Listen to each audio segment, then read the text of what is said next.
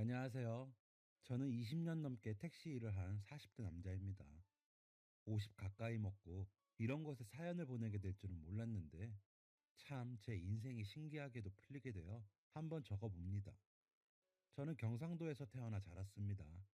가정 형편은 그냥 남들만큼 살았던 것 같고 환경도 남들만큼 보통이었습니다. 특별하지 않은 배경에서 특별하지 않게 자랐습니다. 공부도 중간 정도였고 사춘기도 친구들이랑 비슷하게 겪으며 컸습니다. 그렇게 남들 하는 거 하고 안 하는 거 안 하고 학창 시절을 지내다 보니 성인이 되었습니다. 저는 성인이 되고 아버지 친구분이 부장님으로 계시는 가전제품 대리점에 영업사원으로 들어가게 되었습니다. 아버지는 남자가 사회생활 잘 하려면 영업을 해서 좀 배워야 한다며 좋아하셨습니다. 그렇게 6개월쯤이 지나고 막 여름이 시작되었을 무렵 저는 고등학교 동창 친구들과 여행을 가기로 했습니다. 바닷가 근처에 살아서 평생 바다만 보며 자란 저희는 태어나서 처음으로 계곡에 놀러 가기로 했습니다. 유명하다는 계곡 근처에 친구네 삼촌이 사신다고 해서 숙박비도 아끼겠다. 즐거운 마음으로 여행을 떠났습니다.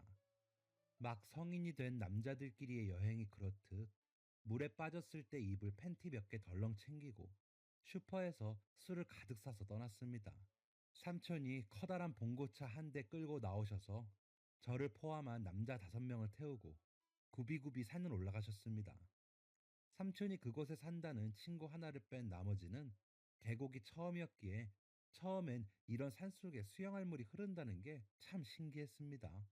저희는 집에 들려서 삼촌이 챙겨주시는 버너와 고기들을 챙겨 계곡으로 향했습니다. 지금은 계곡에서 취사 금지라고 하는데 그때만 해도 계곡에 놀러 가면 다들 고기를 구워 먹고 술을 마시는 풍경이 익숙했을 때였습니다.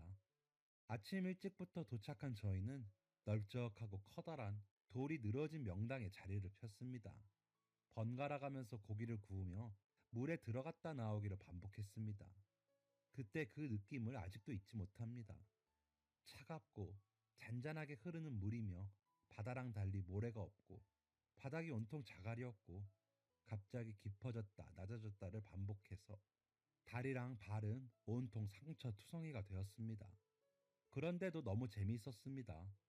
처음엔 가만히 고여있는 물이 뭐가 재밌나 싶었는데 상상 이상으로 재미있어서 사람들이 왜 계곡에 오는지 알 것 같았습니다. 실제로 그때가 오후가 되기 전이었는데도 이미 사람이 꽤 많았습니다. 가족이며 커플이며 저희처럼 단체로 온 사람도 많았습니다. 계곡은 아주 커다란 계단처럼 층이 있었는데 저 위에까지 사람이 보였습니다. 그렇게 1시간쯤 놀았을 무렵이었습니다. 제가 계곡에 감탄해서 혼자 이것저것을 다니며 놀고 있던 사이 친구들은 이미 얼큰하게 취해 있었습니다. 20살의 패기로 주량도 모르는 술을 부어댔을 때라 다들 뻗어서 누워있거나 눈도 제대로 못 뜨고 있었습니다. 그때였습니다. 저 위에서부터 짧은 비명소리가 울리더니 그 소리는 점점 가까워졌습니다. 비명을 지르는 사람이 한둘이 아니었습니다. 바위에 앉아 잠깐 쉬고 있다가 소리가 나는 쪽으로 올려다보니 사람들이 다 어느 곳을 가리키며 발을 동동 구르고 소리를 지르고 있었습니다. 사람들의 시선은 점점 아래로 향했습니다. 그 시선을 따라가 보니 어떤 여자가 물속에서 허우적거리며 계곡 물살에 떠내려오고 있었습니다. 이미 내려오면서 어디를 부딪힌 모양인지 얼굴이 벌게 보였습니다. 무슨 생각이었는지 저는 바로 물속으로 뛰어들었습니다. 이쪽으로 떠내려온 여자를 향해 빠르게 헤엄쳤고 떠내려오는 여자를 낚아채서 건져 올렸습니다. 몇십 미터를 떠내려왔는지 여자는 정신을 잃고 쓰러져 있었습니다. 저는 너무 긴장했던 탓인지 숨이 가빠왔습니다. 갑자기 머리가 핑 도는 어지러움을 느꼈습니다. 저 멀리서 여자의 친구들로 보이는 여자들 두세 명이 달려오는 모습이 보였고 저는 곧바로 정신을 잃었습니다. 정신을 차려보니 저는 병원에 있었습니다. 그땐 병원에 그렇게 누워있던 게 처음이라 잘 몰랐는데 나중에 알고 보니 중환자실에 있던 거였습니다. 왼쪽 눈이 무언가에 가려진 듯 잘 보이지 않았습니다. 제가 움직이는 것을 알아챈 간호사가 급하게 나가더니 누군가를 불러왔고 처음 보는 아줌마와 친구네 삼촌이었습니다. 처음 보는 아줌마는 눈물을 쏟으시며 제게 자꾸 괜찮냐고 물어보셨습니다. 붕대 때문인지 뭔지 입이 움직이질 않아 말을 할 수가 없었습니다. 삼촌은 안도의 한숨을 쉬시더니 어딘가로 전화를 거셨습니다. 저는 그날 밤 일반 병실로 옮겨졌습니다. 의사 선생님은 젊어서 다행이라며 금방 태어날 수 있을 걸 아셨습니다. 새벽쯤에 저희 엄마가 급하게 병원으로 오셨습니다. 그제서야 긴장이 풀린 저는 다시 잠들었고 또 다음날 깨어났습니다. 그리고 그때 제 모습을 정확히 볼 수 있었습니다. 제 얼굴은 만신창이가 되어 있었습니다. 턱이며 이마며 거의 눈, 코, 입 빼고는 붕대로 가려져 있었습니다. 엄마는 제가 여자를 구하러 물속에 들어갔을 때 뾰족한 돌인지 나무에 얼굴이 다 찢어졌다며 이마며 턱이며 합해서 100반을 가까이는 꼬맸다고 하셨습니다. 천만 다행인 건지 눈은 멀쩡했습니다. 평소 외모에 관심이 있었던 건 아니지만 얼굴이 다쳤다니 마음이 착잡하지 않다면 거짓말이었을 겁니다. 그래도 엄마가 너무 걱정을 하셔서 일부러 괜찮은 척을 했던 것 같습니다. 중환자실에서 처음 봤던 아주머니는 매일 저를 찾아왔습니다. 올 때마다 과일이며 빵이며 음료수며 뭘 이것저것 사오면서 계속 엄마께 죄송하다고 했고 저한테 미안하다고 했습니다. 알고 보니 물에 빠진 여자의 어머니였습니다. 그 여자애는 괜찮대요. 얼굴에 붕대를 칭칭 감은 채 아무렇지 않게 던진 제 질문에 아주머니는 그제서야 조금 웃으셨습니다. 아니, 지금 생각해보니 살짝 눈물이 맺히신 것 같기도 하네요. 덕분에 너무 괜찮아요. 다리에 긁힌 상처 몇 개 말고는 아주 멀쩡해요. 덕분이야. 정말 고마워요, 용석 씨. 다행이네요. 진심으로 다행이라고 생각했습니다. 제가 이렇게 다치면서 구해줬는데 안 괜찮다면 허탈했을 것 같았습니다. 저는 일주일 정도 후에 퇴원을 할 수 있었습니다. 퇴원하는 날 처음으로 붕대를 푼 제 모습을 봤는데 조금 충격적이긴 했습니다. 얼굴 바깥쪽으로부터 이마부터 광대까지 쭉 찢어진 흉터가 하나, 턱의 가로로 길게 찢어진 흉터가 하나, 그 밖에 자잘하게 찢어져 두세 반을 꼬맨 자국들이 여러 개 있었습니다. 바다 수영에만 익숙해서 아무 생각 없이 다이빙을 한 제 잘못이었습니다. 그 아주머니는 제가 퇴원하는 날까지 절 찾아왔습니다. 병원비는 저희가 다 해결했어요. 정말 죄송합니다. 추후에 발생하는 치료비도 다 저희가 해결할게요. 보상이 더 필요하시다면 편하게 말씀하셔도 돼요. 저희 딸 목숨을 살려주셨는데 뭐든 해드릴 수 있습니다. 아주머니는 계속 허리를 굽혀 죄송한 마음을 표현하셨습니다. 그런데 전부터 느꼈지만 아주머니의 행색이 그리 좋아 보이진 않았습니다. 그러니까 쉽게 말해 형편이 좋지 않아 보이셨습니다. 어머니도 저처럼 느끼셨는지 아주머니의 제안을 거절하셨습니다. 괜찮아요. 사내놈 얼굴이 뭐가 중요하겠어요. 병원비 내주신 것만으로도 감사하죠. 정말 괜찮으니까 그만 사과하세요. 정말 괜찮으세요? 이러시면 제 마음이 불편한데. 학생, 정말 괜찮아요? 네, 괜찮습니다. 해야 할 일을 했을 뿐인데요, 뭐. 아주머니는 결국 참았던 눈물을 보이셨습니다. 정말 감사하다며 나중에라도 꼭 이 은혜 갚겠다고 하셨습니다. 그렇게 인사를 나누고 저는 집으로 돌아왔습니다. 그때만 해도 저는 몰랐습니다. 이 흉터가 제 인생을 꼬일 대로 꼬이게 할 줄은. 저는 이틀 정도 집에서 휴식을 취하고 출근을 했습니다. 제 상황을 미리 아버지께 전달받은 부장님은 생각보다 제 얼굴이 심각했는지 흠칫 놀라셨습니다. 그리고 약간 곤란한 표정으로 고민을 하시더니 가서 일을 하라고 했습니다. 저는 아직 막내 영업사원이라 매장에 오는 손님들에게 필요한 걸 여쭤보고 다른 손님들에게 연결시켜주는 정도와 문 앞에서 인사하는 정도의 일을 하고 있었습니다. 그런데 그날따라 묘하게 손님들이 저를 피하는 느낌이 들었습니다. 매장에 들어온 손님한테 제가 인사를 하면 눈치를 보며 고개만 끄덕이고 다른 곳으로 가거나 제품을 둘러보고 있는 어르신께 다가갔는데 어르신께서 인상을 쓰기도 했습니다. 결국 그날 오후 부장님이 저를 따로 부르셨습니다. 용서가, 내가 네 아비 친구이고 너 정말 내 아들처럼 생각하는 거 알지? 네 아저씨, 아니 부장님. 근데 이게 참 나도 어찌 못할 것 같다. 뭐가요? 그 상처가 오늘 하루만 손님 몇 명이 얘기하더라고.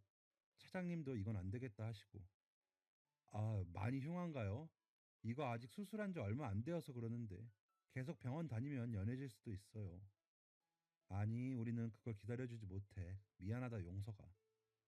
영업사원은 그 브랜드의 얼굴이자 꽃이라고 배웠습니다. 그 꽃이 많이 상해 있거나 시들어 있으면 당연히 안 된다는 것을 알고 회사의 입장이 100번도 이해가 갔지만 속상한 마음은 어쩔 수가 없었습니다. 저는 다행히 회사에서 잘리진 않았습니다. 저는 부장님의 추천으로 경상도에서도 더 안쪽에 있는 공장으로 가게 되었습니다. 공장 일은 한 번도 배운 적도 없고 그럴 생각도 안 해봤는데 추천서를 써줘서 저를 이곳에 보내준 부장님께 감사해야 하는 건가 싶었습니다. 그곳엔 숙소가 있었습니다. 네 명이서 쓰기에 턱없이 좁은 방이었지만 2층 침대 두 개를 겨우 들여놓고 생활을 했습니다. 공장엔 여자건 남자건 제 또래들이 정말 많았습니다. 몇 명과 대화를 나눠보니 대부분 공고를 나온 사람들이라고 했습니다. 저는 매일 똑같은 하루를 반복했습니다. 시간 맞춰 일어나서 아침밥을 먹고 출근을 해서 같은 일을 10시간 동안 했습니다. 어쩔 땐 그보다 더 많이 하게 됐습니다. 정말 지루했습니다. 월급도 이게 맞는 건가 싶을 정도로 적었습니다. 20대의 혈기왕성한 청춘들이 그곳에만 갇혀 있으니 매일 밤 방에서 술 파티를 벌이곤 했습니다. 저는 한 번도 그 무리에 낀 적이 없었습니다. 관심이 없다고 하면 거짓말인데 그 누구도 저에게 같이 놀자는 제안을 하지 않았습니다.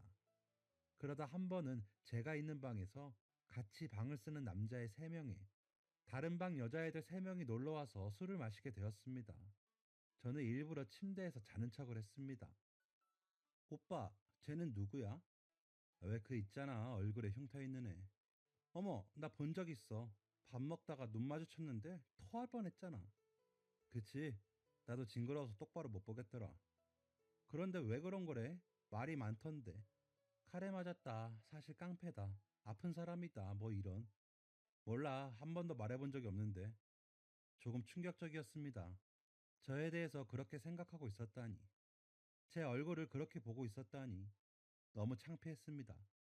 지금 생각하면 왜 창피했는지 모르겠지만 그냥 그때 그 어린 마음엔 그 상황이 너무 창피했고 도망치고 싶었습니다. 저는 공장을 그만둘 이런저런 이유를 만들었습니다. 핑계가 필요했던 것입니다.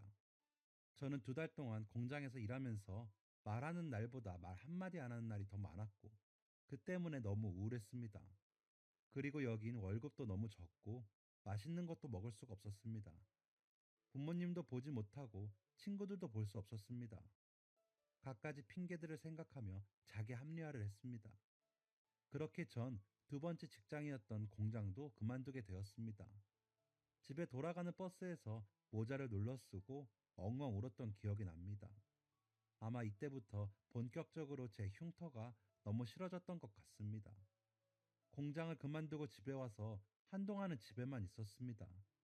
친구들도 학교에 다니거나 직장을 다니느라 만날 수도 없었고, 만나자고 한들 제 자신이 부끄러워서 밖에 나갈 용기가 나지 않았습니다. 그러던 중 입영 통지서가 나왔고, 끌려가듯 군대에 가게 되었습니다. 오히려 군대에서는 이 흉악한 흉터가 쓸모가 있었던 것 같네요. 또 어떤 말도 안 되는 소문이 난 건지 부대를 배치받고 초반엔 선임들은 저를 보며 수군거렸고 잘 건들지 않는, 아니 다르게 말하면 피해야 하는 후임이 되었습니다. 덕분인지 선임들에게 불려가거나 이유 없이 해코지를 당하는 일 없었고 군대에서도 그렇게 외롭게 지내다가 전역을 했습니다. 집에 돌아와 보니 상황이 이전과 좀 달라져 있었습니다.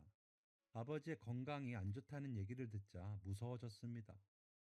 지금 생각해도 참 이기적인 마음이었는데 그때 바로 든 생각은 이제 내가 이 집의 가장인가? 앞으로 내가 돈을 벌어와야 하나? 얼굴이 이런데 어디 가서 어떻게 돈을 벌지? 였습니다. 아버지의 건강보다 제 앞날이 먼저 걱정되었습니다.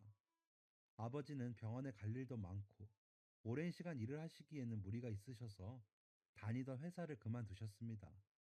하지만 아버지는 그래도 제 나이에 쉬고 있을 순 없다면서 운전학원에서 시강제 강사로 일을 하셨습니다.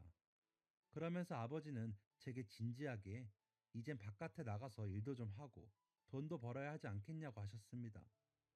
저는 기가 죽을 대로 죽어 있었지만 그래도 아버지도 아프신데 저렇게 일을 하시고 어머니도 열심히 일을 하시는데 팔다리 멀쩡한 제가 무슨 일을 못하겠나 싶어서 용기를 냈습니다.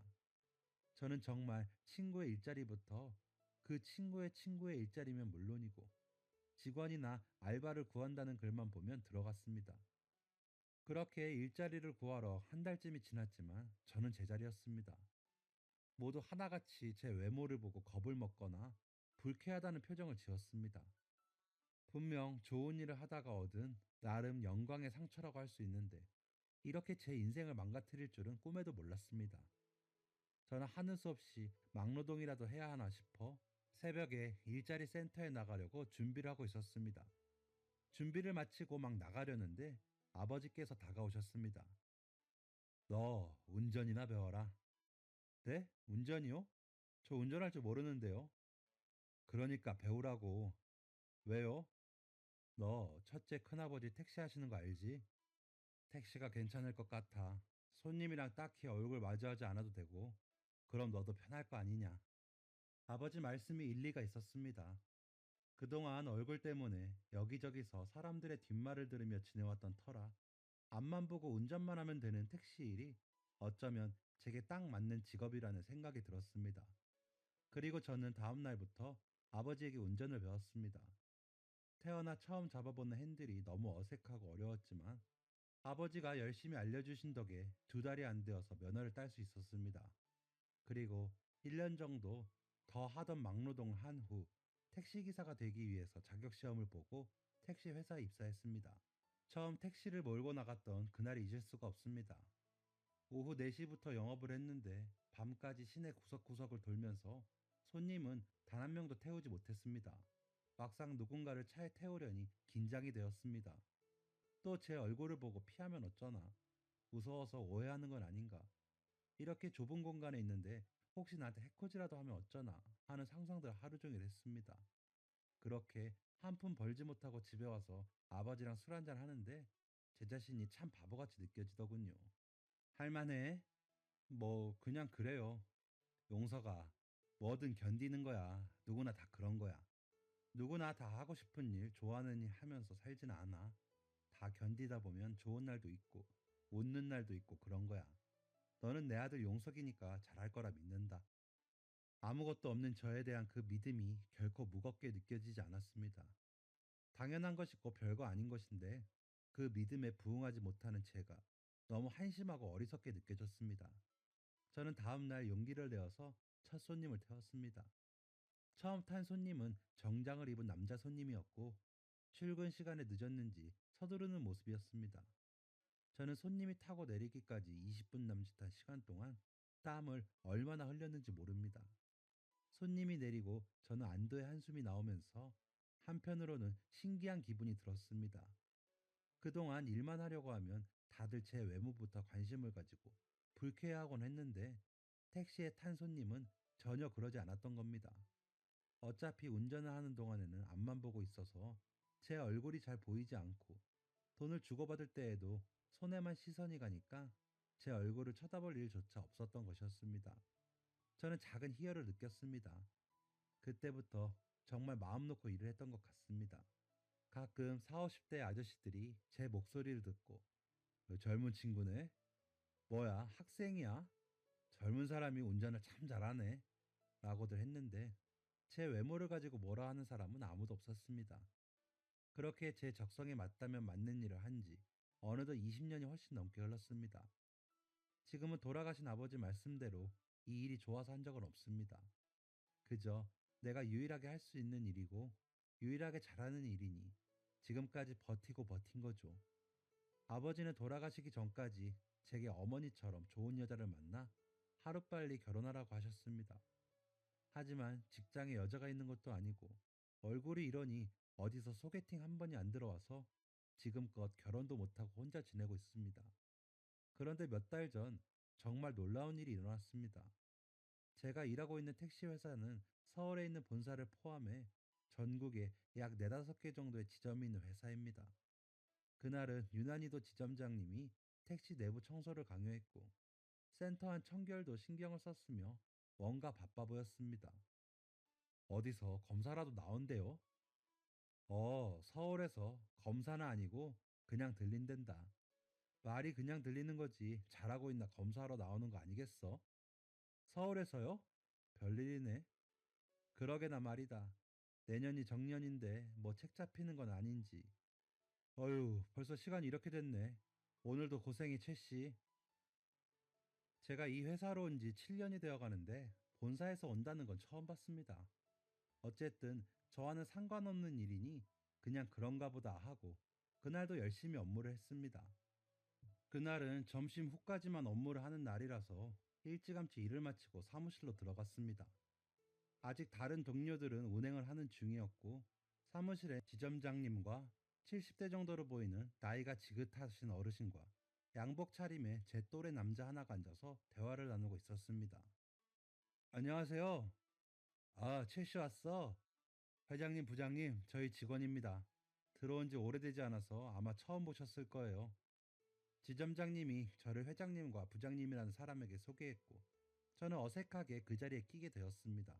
회사 운영에 대해 개선해야 할 부분들에 대해 대화를 나누는 것을 조용히 듣고 있었는데, 회장님께서 제 얼굴을 가만히 바라보시더니 제게 물으셨습니다. 네, 이런 질문이 실례인 줄 알지만, 뭐 하나 물어봐도 될까요? 네? 네, 그 얼굴의 상처, 왜 그렇게 된 건지 말해줄 수 있나요? 당혹스럽지 않았다고 하면 거짓말이었을 겁니다. 그렇게 대놓고 물어본 사람은 처음이었고, 그렇게 정중하게 물어본 사람도 처음이었습니다.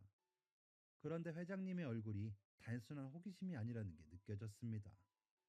저는 뭐 부끄러운 일도 아니고, 오히려 자랑스러운 일이라고 생각이 되어, 처음으로 남 앞에서 얼굴의 흉터에 대한 사연을 자세하게 말했습니다. 계곡에서 기절하고 병원 중환자실에서 눈을 떴을 때쯤을 얘기하는데 갑자기 회장님께서 제 손을 잡으셨습니다. 그리고 제 왼쪽 가슴팍에 있는 명찰을 눈을 개슴츠레 뜨고 보셨습니다. 그러더니 갑자기 제 얼굴을 잡고 얼굴에 있는 제 흉터를 만지시더니 곧 저를 꼭 끌어안으시고는 숨이 넘어갈 듯 아이처럼 우셨습니다. 자네가, 자네로구만. 자네가 맞아. 여기서 다시 이렇게 만나게 되다니. 회장님의 알 수 없는 행동에 저와 지점장님과 부장님은 모두 놀랄 수밖에 없었습니다. 회장님은 눈물을 계속 흘리면서 결국 자리에 주저앉으셨습니다. 저희는 급하게 회장님을 의자로 옮겼고 회장님은 그렇게 한참을 우셨습니다. 그리고 곧 회장님이 꺼내신 이야기에 저는 놀랄 수밖에 없었습니다. 지금부터 약 30년 전 회장님은 원래 여기 경상도에서 사셨다고 했습니다. 당시에는 용달 운송업을 하고 있었는데 소자본으로 시작해서 서너 대 가지고 회장님도 직접 운전을 하며 바쁘게 일을 했다고 했습니다. 그리고 그때 회장님에게 딸이 하나 있었다고 했습니다. 딸은 서울에 있는 대학교에서 무용을 전공했는데 여름방학에 본가에 내려오게 되었고 그러다 고등학교 동창들과 함께 계곡에 놀러 갔다고 했습니다. 그리고 계곡에서 발을 헛디져 물살에 떠밀려 목숨을 잃을 뻔했고 기적처럼 한 청년이 그 목숨을 구해줬다고 하셨습니다. 저는 이야기를 들으면서 계속 속으로 설마 설마 했습니다. 회장님은 자신의 딸의 목숨을 구해준 청년이 바로 저라고 했습니다. 제가 속으로 생각한 설마가 정말 현실이었던 것입니다. 그때 분명 그 여자의 어머니, 그러니까 회장님의 사모님께서 그 여자가 다리만 조금 긁혔다고 했는데 혹시나 제가 죄책감을 가지거나 걱정할까봐 거짓말 하신 모양입니다. 그 여자도 다리를 심하게 다쳐서 대학병원에서 치료를 했다고 했습니다. 회장님은 일도 너무 바쁘고 딸 얼굴 한번 볼 시간도 부족해서 저에게 찾아오지 못했다고 했습니다. 그 후 회장님의 딸은 다리 부상으로 더 이상 무용을 못하게 되었고 결국 경영 쪽으로 전과를 하였다고 했습니다. 그런데 그 또한 운명이었는지 경영을 공부했던 딸이 회장님을 도와 택시 운수업에 발을 들여 지금 이렇게 성장을 할 수 있었다고 했습니다. 그러면서 회장님은 다 제 덕분이라고 또 한 번 눈물을 보이셨습니다.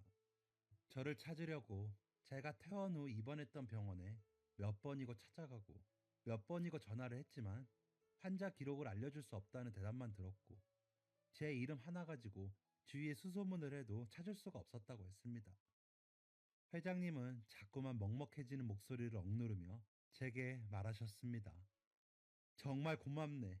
너무 늦었지만 이제라도 만나서 참 다행이야. 제가 그때도 사모님께 말씀드렸지만 할 일을 했을 뿐입니다. 회장님 따님도 많이 다치셨다면서요. 그래도 자네만 하겠는가? 아직도 상처가 이렇게 심한 걸 보니 지금까지 순탄치 않았을 것 같은데. 저는 지금까지 부끄러워서 남에게 하지 않았던 제가 살아온 이야기들을 회장님께 말씀드렸습니다. 왜 그랬는지는 모르겠습니다. 잠깐 아버지 생각이 나긴 했는데 아마 그 때문이었던 것 같습니다. 제가 얼굴에 흉터 때문에 직장에서 잘리고 공장에서도 손가락질을 받고 일자리도 구해지지 않고 군대에서도 사람들이 절 피했던 일들을 말했습니다. 회장님은 얘기를 들으면서도 계속 미안하다고 하실 뿐이었습니다. 제 이야기를 다 들은 회장님은 늦었지만 사례를 하고 싶다고 하셨고 우선 자신 때문에 평생을 택시 일만 해왔으니 좀 더 좋은 근무 환경을 만들어 주겠다며 같이 서울에 갈 것을 권하셨습니다. 하지만 저는 제가 모셔야 하는 홀어머니가 계셔서 안 된다고 했고 회장님은 잠시 고민하셨습니다. 그러더니 내년에 정년인 지점장님이 나가시면 그 자리를 대신해서 맡아달라고 했습니다. 제가 그런 자리를 받아도 되는지 모르겠다고 고민해 보겠다고 했고 회장님은 이미 긍정의 대답을 들은 것처럼 기뻐하셨습니다. 그렇게 그날은 너무 늦어 만남을 마무리 지었는데 다음날 회장님이 또 찾아오셨습니다. 서울에 돌아가시기 전에 해야 할 일이 있다며 저를 데리고 어딘가로 가셨습니다. 경상도에 있는 큰 대학병원에 가시더니 안에 있는 카페에서 웬 의사 가운을 입은 사람과 아른 채를 했습니다. 그리고 곧 저를 소개해 주었습니다. 그 의사는 회장님과 중학교 동창인데 회장님께서 사정사정해서 외래가 끝나고 잠깐 시간을 내서 왔다고 했습니다. 의사는 제 얼굴을 자세히 살폈고 꾸준히 치료하면 어느 정도 흉터를 가릴 수는 있다고 하셨습니다. 사실 기대하지 않았는데 그런 희망적인 말을 들으니 기쁘지 않을 수가 없었습니다. 자네 들었지? 이 친구가 여기 성형외과 교수 중에서 제일 실력이 좋은 사람이야. 그러니까 믿고 맡겨봐. 제가 이 나이 먹고 얼굴 고쳐서 어디다 쓰겠습니까? 그냥 내 소원이네. 자네 하루라도 제대로 된 원래 자네 얼굴로 사라졌으면 좋겠어.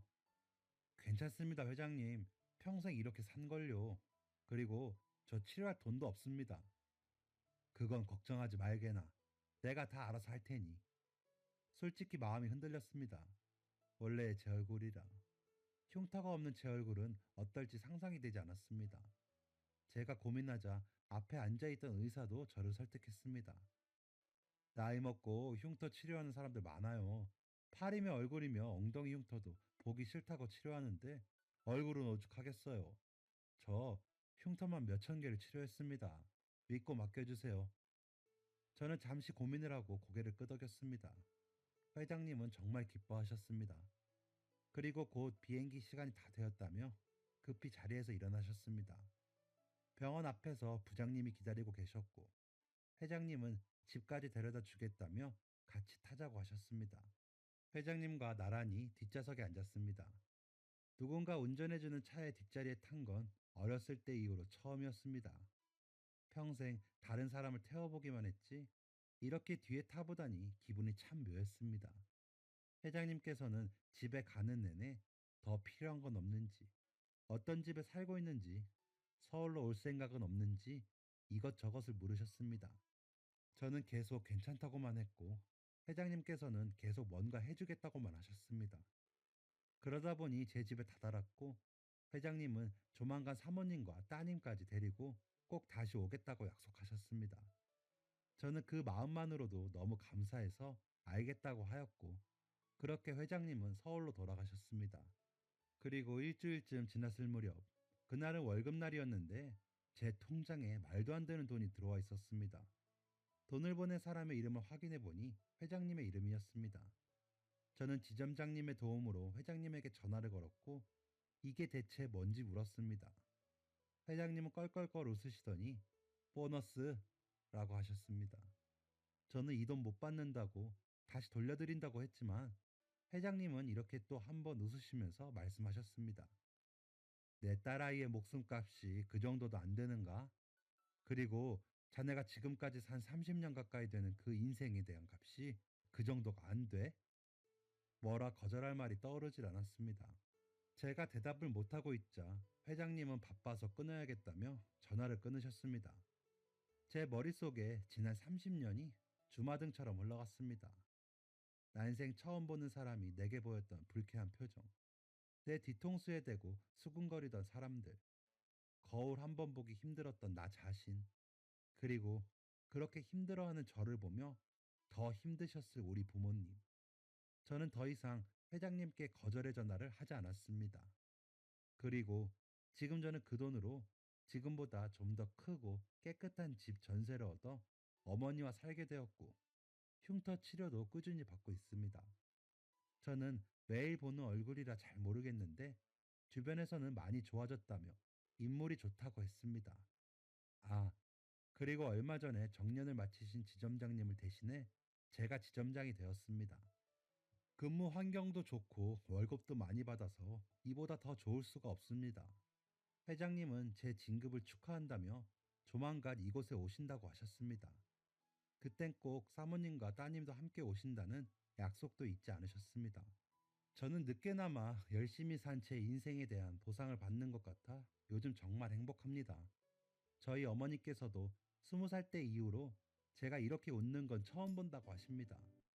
회장님 덕에 그동안 못 누렸던 외식이나 여행 같은 것들 다 누리며 남은 인생 20대 청춘 못지않게 즐겁게 살아보려고 합니다. 열심히 살다 보면 복이 온다는 말 믿지 않았는데 이제 믿을 수가 있네요. 모두 저처럼 열심히 사신 보상 받으실 수 있습니다. 항상 응원하겠습니다. 감사합니다. 지금까지 사연 들어주셔서 감사합니다. 사연이 재밌으셨다면 구독과 좋아요를 눌러주세요. 감사합니다. 안녕히 계세요.